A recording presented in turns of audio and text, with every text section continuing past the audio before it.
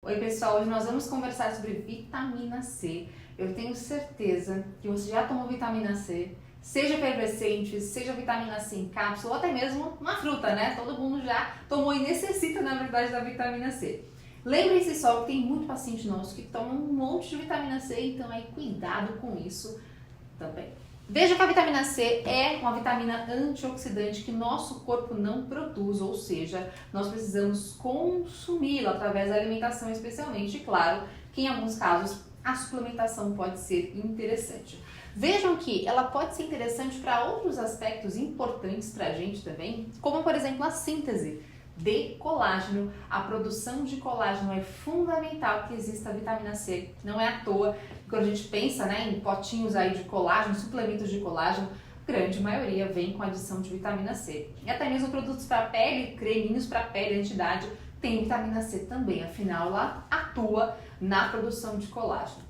Outra função importante é a produção, auxiliar na produção de L-carnitina, que é um papel importante, uma proteína importante associada também com o processo de beta-oxidação, de oxidação de gordura e também na formação de alguns neurotransmissores. Além disso, a vitamina C também tem uma ação antioxidante, como nós falamos, e nesse sentido nós temos ação em vários aspectos. Lembrando que nosso corpo já apresenta compostos, enzimas, que são antioxidantes, e isso é importante porque nós temos todo o ambiente que é mais pró-oxidativo.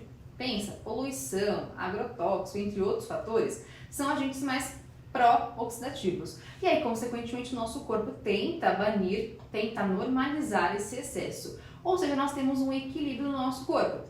Nem sempre a gente consegue alcançar, mas a ideia é essa. E nesse sentido, a vitamina C pode ser interessante, como outros componentes também, vários, que são antioxidantes. E isso auxilia uma questão de redução de doenças que podem estar mais associadas com esse aspecto mais pró-oxidativo. Não estou dizendo que quanto mais antioxidante é melhor, mas o equilíbrio. Além disso, ela pode ser interessante para a absorção do ferro não M. Então lembrem-se que nós temos nossa alimentação, nós podemos ter ferro de origem que é vegetal. Então, por exemplo, lá na couve, nós temos ferro não M. Para que ele seja melhor aproveitado, melhor absorvido, a vitamina C é fundamental. Então, por exemplo, colocar uma vitamina C, seja um suco de laranja, um suco de limão, um kiwi, não precisa ser de fato um suco, mas pode ser uma fruta que tenha vitamina C, é interessante para que exista uma absorção melhor desse ferro que é não M. Além disso, nós temos uma questão interessante que a absorção intestinal de vitamina C não é finita, ela tem um certo limite que, claro, depende de cada um de nós. Então vejam só, que aqui ele traz pra gente que cerca de 30 a 180 miligramas de consumo de vitamina C existe uma alta absorção, ou seja, por volta de 97, 98% é absorvido. Mas nós temos um certo limite, repara só que quando nós temos uma dose acima de 1 grama, apenas 50% é aproveitado e os outros 50% é excretado. Ou seja, a gente pode ter uma absorção que é mais baixa de vitamina C e também podemos ter uma eliminação de acordo com o excesso que é consumido. Então uma parte não entra porque não é absorvido e o restante que entrou pode ser eliminado também. Ou seja, não adianta a gente pensar em doses cavalares de vitamina C, porque o nosso corpo não vai reter, não vai aproveitar isso. Normalmente, doses de 200 até 300 miligramas a cada vez são eficazes. Acima disso já fica não tão interessante assim. Ou seja, tomar 1 grama de vitamina C não seria interessante. Você pode pensar em fracionar isso ao longo do dia, de repente 3 doses de 300 miligramas é uma possibilidade. Agora, 1 grama completo de uma vez só não seria a melhor estratégia. E olha que interessante, nós temos um trabalho que mostrou pra gente 1,25 gramas de vitamina C, comparando essa quantidade com uma outra dosagem por volta de 200, 300 miligramas. E eles fizeram o seguinte, que essa dosagem de 1,25, quando você avaliou no plasma a quantidade plasmática de vitamina C, foi apenas 2 vezes maior quando comparada a uma dose de 200, 300 miligramas. Qual que é a questão aqui? Vejam só que 200 miligramas é muito menor que 1,25, muito menor. Só que, mesmo assim, uma dose muito maior, ele conseguiu aumentar no plasma só 2 vezes em comparação com a dose de 200. Por quê? Nós não temos uma boa absorção, nós não temos uma boa retenção e uma grande eliminação de vitamina C quando a dose é muito alta. Então não vale a pena consumir doses muito altas, porque afinal nós não temos essa retenção da vitamina C. Por isso que é importante planejar a quantidade que é consumida por seu paciente. E aí vejam que nesse sentido nós temos também outros pontos importantes, que é verificar qual que seria a necessidade. Claro que isso depende muito de cada paciente, mas nós temos alguns nortes, que é as DRIs, né? As DRIs são documentos importantes para a gente que trazem a recomendação, por exemplo, da RDA, que vai atender, que é uma quantidade que vai atender a boa parcela da população. 98% das pessoas serão atendidas por essa quantidade.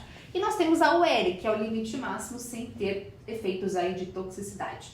E aí, nesse sentido, quando nós falamos da vitamina C, lembrando que para cada faixa etária existe uma recomendação distinta, e se também se está gestante, se é lactante, depende também. Aqui eu trouxe para vocês para adultos acima de 19 anos de idade. Vejam que a RDA, que é a recomendação que atende boa parte da população de modo geral, nós temos 90 mg por dia para homens e 75 mg para mulheres. Vejam que a UL, que é o máximo, né? 2 gramas tanto para homens quanto para mulheres. Para que vocês vejam, uma laranja média tem 70 mg aproximadamente de vitamina C. Ou seja, não teria necessidade de suplementação caso você consuma frutas, verduras e legumes. Não tem porquê. Porém, é claro que alguns pacientes nossos têm uma chance maior de deficiência de vitamina C. Fato. Então, para essas pessoas, talvez, uma suplementação possa ser interessante. Vejam só. Pacientes que são fumantes, afinal, pensa só, é mais pró-oxidativo, né? O fumo, né? O tabaco aí é mais pró-oxidativo e, consequentemente, a vitamina C pode ser interessante, pode ter uma depressão maior nesses pacientes. E o IOM, que é o Instituto de Medicina, traz uma necessidade, uma recomendação, na verdade, de um consumo acima, para essas pessoas que são fumantes, de 35 mg. Ou seja, eu vou pensar aqui na RDA, 35 mg a mais para essas pessoas é uma boa sugestão. Então, ou seja, se o paciente é fumante, precisa de mais vitamina C. Tem que ser uma cápsula? Não. Pode ser uma fruta, um legume, um brócolis, sem problemas. Vejam que crianças, especialmente bebezinhos, crianças mais jovens, que tomam muito leite, atenção. Porque se o leite for fervido, existe uma redução, uma perda maior de vitamina C. Ou seja, atenção a isso. Se a criança consome leite fervido, atenção. De repente é o leite que foi só um pouquinho amornado, a criança não gosta de muito quentinho, tudo bem. Agora, se ficar fervendo esse leite, perde muita vitamina C. Então, atenção a isso também. Além disso, pessoas que apresentam uma má absorção intestinal, então o intestino que não absorve muito bem, a pessoa já tem essa síndrome de má absorção, a pessoa apresenta de repente caquexia, câncer, cuidado aqui. Não estou dizendo que tem que entupir o paciente com câncer de vitamina C, afinal vocês verão daqui a pouquinho que existe uma interação entre droga-nutriente que para esse propósito de tratamento de câncer pode ser até pior. Então, muita atenção com isso. Não é para colocar doses cavalares de vitamina C, é para ajustar nesse paciente. Pacientes com doença renal crônica que fazem hemodiálise também e pacientes que apresentam doenças cardiovasculares. Afinal, nós sabemos que existe uma chance maior de ter um ambiente mais pró-oxidativo. Então, pensa nesse sentido, um paciente tem uma aterosclerose, o quanto que nós temos ali envolvimento de espécies reativas de oxigênio. Por conta disso, vitamina C deve ser ajustada. Então, para tudo isso daqui, é ajuste, não são doses cavalares, são ajustes. E lembrando que é importante que você lembre que para absorção, aproveitamento de vitamina C é fundamental não ter doses altas em cada refeição ou em cada momento que você for prescrever a vitamina C. No máximo estourando 200, 300 miligramas e olhe lá. Por que tem essa variação? Cada um de nós tem uma absorção específica, então talvez para mim seja 200, para você 250. Não tem como a gente saber de fato quanto que a gente absorve mesmo, né, em cada momento. Pacientes em relação que apresentam resfriados. Nós sabemos que vitamina C não previne, não trata resfriado de modo geral. Algum trabalho ou outro mostra que para pacientes que são atletas de alto rendimento, especialmente aqueles que estão em ambientes mais gelados, pode ser que ela tenha um certo benefício. É controverso. Alguns trabalhos mostram que sim e outros que não. Enfim, mas para a gente de modo geral não teria uma necessidade e nem, na verdade, nem uma correção, um tratamento de resfriado com vitamina C. Então não teria muita aplicação não. Além disso, excesso pode causar náuseas, dor abdominal, desconforto gastrointestinal, mas além disso, vejam que essa vitamina C e atenção pro tipo de paciente pode aumentar a excreção de oxalato e, consequentemente, ter mais envolvimento com formação de cálculos renais em pacientes que já apresentam essa chance maior de apresentar uma hiperoxalúria, ou seja, um aumento nessa excreção já natural de oxalato.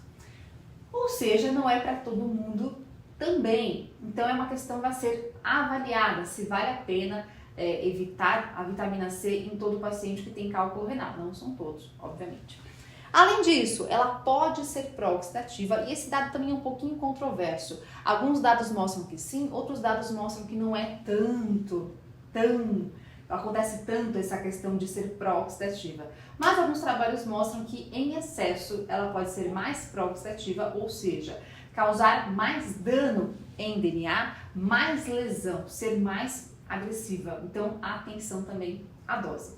Vale a pena a gente ter uma certa cautela, né? E outro ponto, como nós já comentamos um pouquinho antes, é a interação medicamentosa.